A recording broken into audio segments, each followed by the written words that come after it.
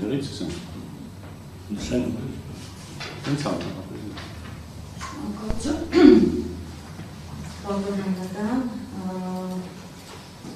Անդրանի բարույթում գտնվող քրեական վարակի ներդերի օբյեկտիվ ուսումնասիրությունից ակնհայտ է դառնում, որ Արշակ Արգիպից Կոկոս Խաչատրյանի նույն 26 նորքի Խաչատրյանի նկատմամբ իրարված այլընտրանքային խափանման միջոցը սույնդերքում վարչական հսկողությունը չի ապահովում քրեական վարույթի նպատակների իրականացումը եւ առկա են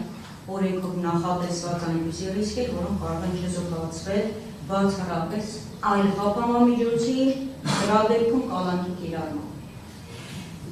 Հարկ է նշել, որ կալանքը որպես խափանման միջոցների համակարգում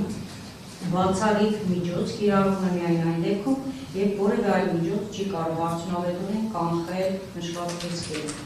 Նույն դեպքում այդ չափանիշները ոչ միայն առկա են, այլև արտահայտված բարձր ինտենսիվությամբ։ Միաժամանակ թե հանցանքի ծանրությունը ինքնին չի կարող հանդիսանալ խափանման միջոցի կիրառման հիմք, այնուամենայնիվ այն էական նշանակություն ունի խափանման միջոցի տեսակը որոշում։ Նախ, մեղադրյալի վերաբերվում է բնակչության առողջության դեմ ուղղված դիտավորությամբ կատարված ծանր հանցանք, որի համար նախատեսված է բացառապես ազատազրկում 4-ից 8 տարի ժամկետով։ Հանցանքի ծանրությունը եւ բաժի անխուսափելիության բարձր հավանականությունը ինքնին ձևավորում են արդարադատությունից խուսափելի դրդապատճառ։ Վերօրյա հանգամանքները համադրված սույն գործի նյութերով հաստատվող այլ տվյալների հետ օբյեկտիվորեն բարձրացնում են քրեական վարույթի խոչընդոտելու, այդ թվում ապացուցման գործընթացին ապօրինի միջամտելու ռիսկը։ Սակայն տվյալ դեպքում վերջնորոշ նշանակություն ունեն ոչ միայն վերացական, այլև կոնկրետ վարույթի նյութերով հաստատված ռիսկերը։ Մասնավորապես վարույթը գտնվում է դեռևս նախնական դատարկությունների փուլում, որին հաջորդելու է հիմնական դատարկությունների փուլը։ Չեն հարձակվում գործի համար էական նշանակություն ունեցող բոլոր անդամները։ Ավելին, առկա են տվյալներ, որ ենթադրյալ հանցանքը կատարվել է մի քանի անձանց ներգրավմամբ, ինչը էապես մեծացնում է ցուցումների համաձայնեցման եւ ապացուցման գործընթացին միջամտելու վտանգը։ Այս պայմաններում մեղադրյալի ազատության մեջ գտնվելը ստեղծում է ոչ թե տեսական, այլ իրական եւ բարձր հավանականություն, որ նա կազմի վկաների եւ այլ անձանց վրա նրանց ցուցումները խեղաթյուրելու նպատակով կձեռնարկի ակտիվ գործողություններ, ապացույցները թաքցնելու, ոչնչացնելու կամ կերտելու ուղղությամբ։ Ընդ որում, այդ հնարավորությունները պայմանավորված են ոչ միայն իրավիճակային հանգամանքներով, այլ մեղադրյալի անձով։ Սամվել Խաչատրյանը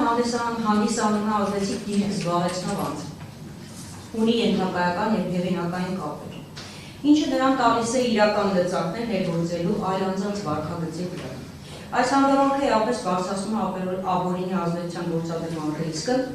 եւ վկայում, որ նման վտանգը կրում է ոչ թե ենթադրական, այլ կոնկրետ եւ իրատեսական գույնը։ Այս համատեքստում որևէ այլ ընտրական խափանման միջոց, այդ թվում կիրառված վարչական հսկողությունը ակնհայտորեն անբավարար է, քանի որ չի բացառում մեղադրյալի անմիջական կամ միջնորդավորված շփումները վարույթի մասնակիցների հետ, չի ապահովում նրա վարքագծի արդյունավետ եւ լիարժեք վերահսկողությունը եւ չի չեզոքացնում նրա ազդեցության եւ կապերի օգտագործման հնարավորությունը։ Հետևաբար,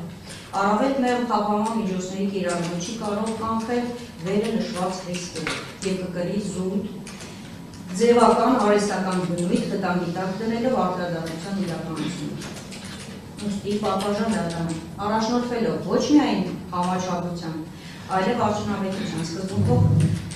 դատարանը պարտավոր է ընտրել այնպիսի խափանման միջոց, որը իրականում կերաշխավորի քրեական վարույթի նպատակների իրականությունը։ Հակառակ մոտեցումը կստեղծի իրավիճակ, երբ մեղադրյալին փաստացի կտրամադրվի հնարավորություն ազդելու ապացուցման գործընթացի վրա, ինչը անհամատեղելի է արդար դատականության սկզբունքների հետ։ Ինչպես նաև կարող է հանգեցնել ապացույցների աղավաղման, իսկ վերջնական արդյունքում արդարադատության խաթարման։ Միաժամանակ գործի հանգամանքների համադրությունից բխում է, որ քրեական դատավարության լեզվի 116-րդ հոդվածով սահմանված նպատակներին հնարավոր չէ հասնել, այլ ավելի մեղմ խափանման միջոցների կիրառմամբ։ Քանի որ դրանք չեն կարող ապահովել մեղադրյալի պատշաճ վարքագիծը եւ սույն դեպքում վարույթի բնականon ընթացքը։ Ելնելով վերոգրյալից միջնորդում եմ պատվարժան դատան մեղադրյալի նկատմամբ ընտրված խափանման միջոցով փոխել եւ ընտրել կանոն խափանման։